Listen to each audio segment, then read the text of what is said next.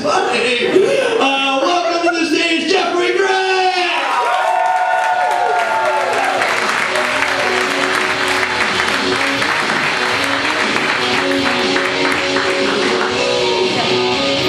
So I know I'm in Carbo, and I'll get to the comedy in a second. So I figure I'm in Carbo, so I might as well.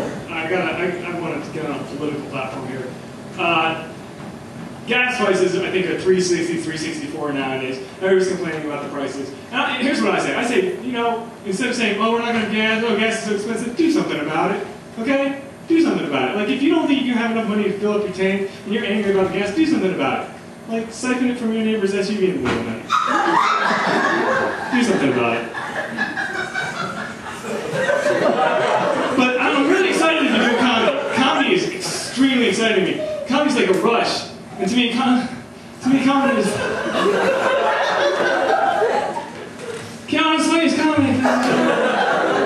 And I don't know. But comedy to me is like a big rush. To me, comedy is like having sex.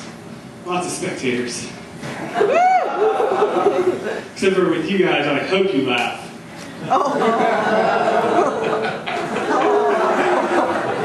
I've had my ins and outs with comedy though. I've had, you know, good shows, I've had my bad shows, and like one of my most recent shows, I was like getting really excited because I was getting standing ovation. It was cool. Then I realized they were just leaving. But I was in California recently, and wine's really big there, so I decided to go to wine tasting. Somewhere wherever they have wine tastings in California. And I was realized these people are really snooty. They're like sipping their wine, they're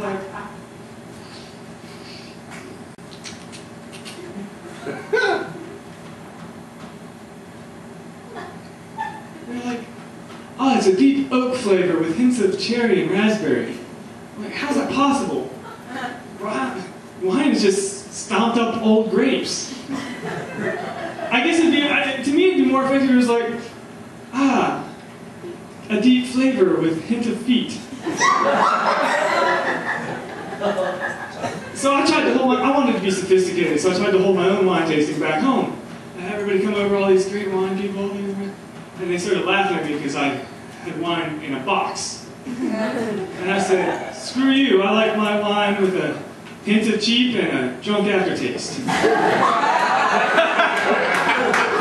I've been in the wine for a long time. I've been in the wine for a really long time. Even when I was younger, in the 80s, I was holding wine tastings on the playground. It was non-alcoholic wine. Grape juice, if you will.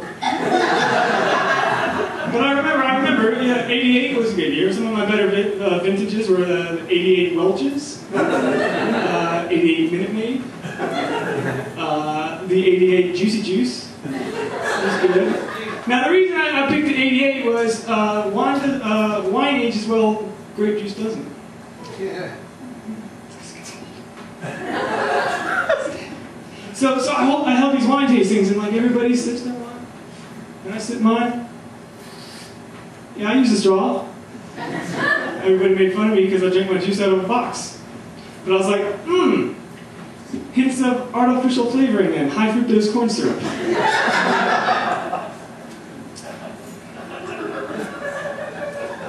So anyway, so you know, the older generation, they're not really hip to the cell phones. So I was sitting there with my grandmother, and I told her, I was like, I'll just text message you. She just stared at me.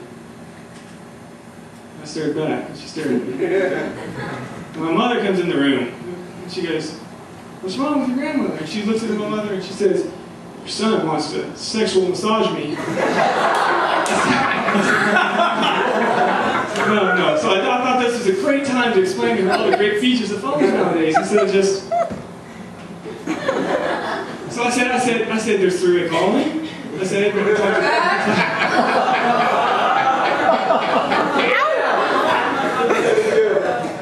there's star 69.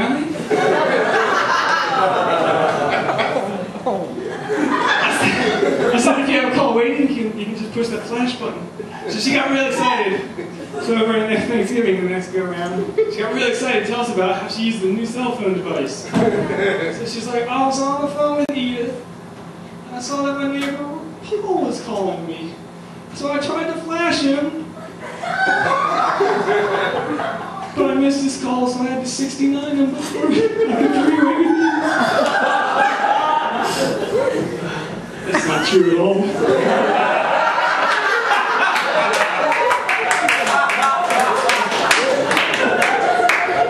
So I decided to go there anyway. But the weird thing about that is you guys are so far ahead of me. All I said was three-way call, and you're like, oh, he's going to talk about old chicks banging each other and stuff.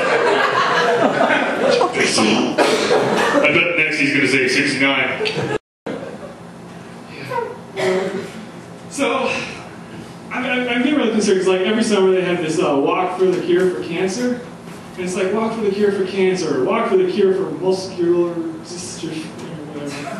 And I'm like, they should have these events for diseases that walking can actually cure, like obesity. Walk for the cure. Instead of once a year, it's 4 times a week.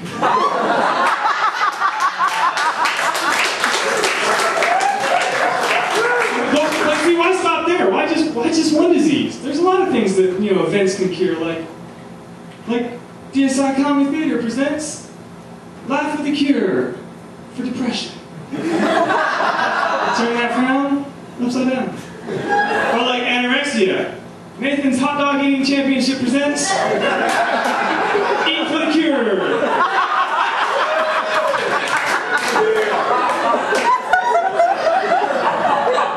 So I joke about anorexia, but I know that it's a problem. I know it is, and so I really want to bring awareness to it. So I decided to take a page out of Gandhi's book, and I organized a hunger strike. It was a great turnout, though. A lot of people showed up, mostly teenage high school girls with low self-esteem, thinking I could get some practice in.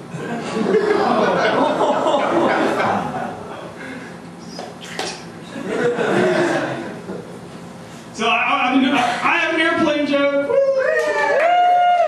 Jamie, you're right. Every comic does.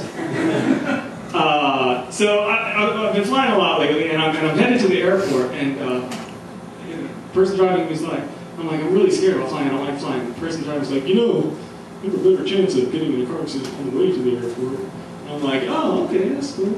So what are the chances that my car plummets 35,000 feet on the way to the airport? Because this seat cannot be used as a commutation device.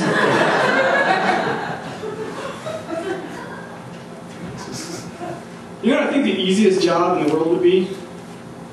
What? Oh, thank you. I'm glad you asked. I think the easiest job in the world would be to be a weatherman in a snow globe. For a take a look at the 5-day forecast, let's go to Paul. Paul? No surprises here. Chance to snow all week, assuming our pre-blizzard earthquakes. Flooding continues in most of our viewing area.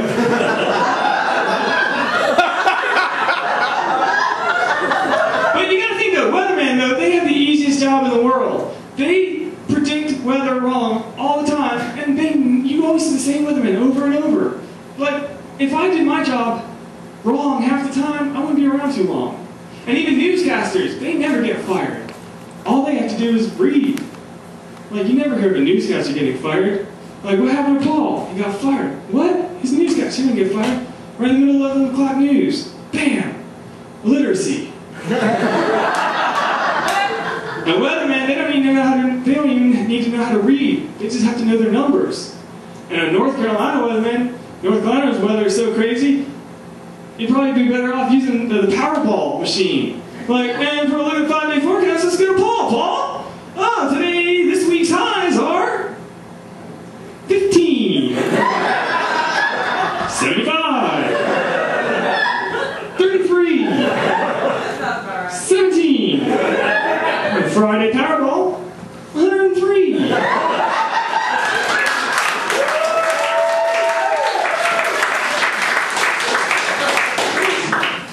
So I'm going to jump back and go to airplanes again. It's on a roll.